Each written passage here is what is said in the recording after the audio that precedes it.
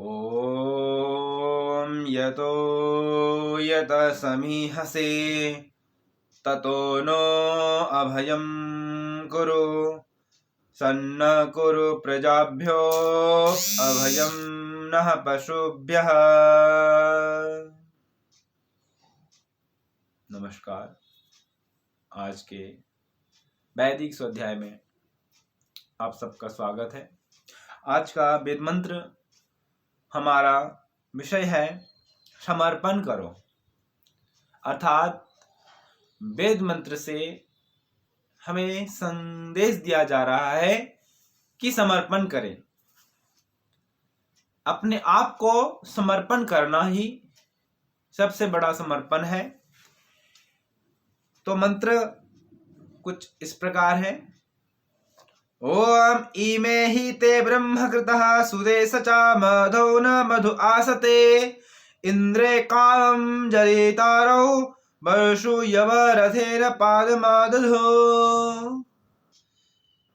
मंत्र कितना सुंदर है। कहते हैं मधो न मक्षिका आसते, अर्थात मधुमक्षिकाएं जिस प्रकार मधु के लिए आसक्त हो जाती है, ढूंढ ढूंढ कर मधु का शहद का संग्रह करती है, उसी प्रकार ज्ञानी लोग, योगी लोग, महात्मा लोग ज्ञान अर्जन करते रहते हैं।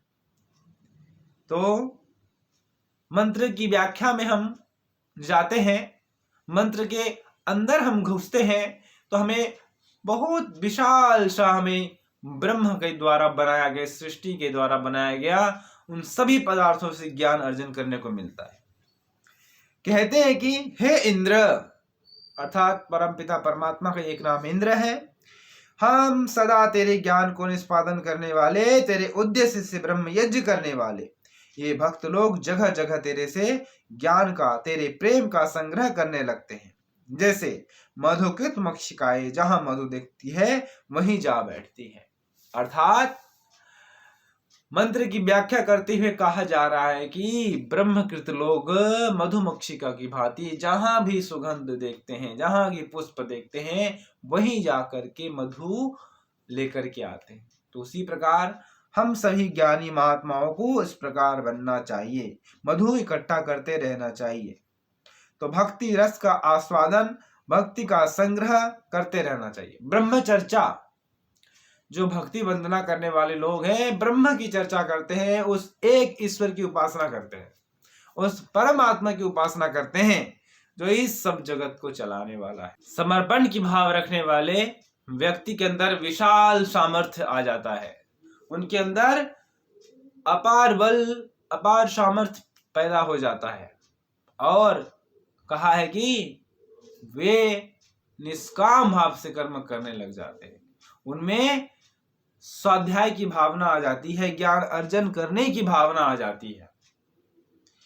जब परमात्मा के रथ पर वो पैर दे देते हैं, सवार हो जाते हैं, तब वे निश्चिंत होकर अपने गंतव्य स्थल पर जाते हैं। आप इसको इस प्रकार समझे। आप देखेंगे दो यात्री हैं, एक यात्री को अपने गंतव्य स्थल जाने का समय पता है और एक यात्री को नहीं पता, जो नया है, अनजान है। वे बार बार पूछता रहता है कि कितना समय बचा है, कितना समय बचा है और कितनी देर लगेगी, और परेशान रहता है, जबकि समय तो उतना ही लगना जितना लगना है। और जिसे ज्ञात होता है, अपने गंतव्य स्थल का ज्ञान होता है, वे शांत होकर बैठे होते हैं और जब समय आता है वे उतर जाते हैं। तो इसी प्रकार अपने जीवन में हमें समर्पित भाव से परमात्मा की प्रति रहना है, परमात्मा के प्रति अपने आप को समर्पित करना है, अपने आप को समर्पण कर देना है। सर्वम वै पूर्णम स्वाहा बोलते हैं, यज्ञ में आहुति देते हैं, पूर्ण आहुति करते हैं। इसका भाव यही है कि सब कुछ परमात्मा आपको हम समर्पित करती है, परमात्मा को सब कुछ दे देना है। क्यों? क्योंकि यह शरीर, यह संसार, यह जगत पूरा का पूरा परमात्मा ने हम सब के लिए बनाया है और परमात्मा का ही है, परमात्मा की ही सब कुछ सृष्टि बनी हुई, परमात्मा का ही सब रचना है, हमारा कुछ नहीं है। इदं न मम, हमारा कुछ नहीं है, हम कुछ नहीं लेके जाने वाले हैं, सब कुछ परमात्मा का है। अर्थात उनका दिया हुआ है तो उनसे हम लेते रहते हैं, उनका हम धन्यवाद नहीं करते। अर्थात परमात्मा की धन्यवाद, परमात्मा की स्तुति, वंदना, उपासना हम सबको करना चाहिए। कैसे? समर्पित भाव से। हम सवार हो गए हैं अपने रथ पर, जहां जाना है वहां ले जाएंगे वह प्रभु, हम तो बस यात्री है। हम अपने काम, अपने कार्य को करते हुए निश्चिंत होकर निष्काम भाव से कर्मों को करते जाएं।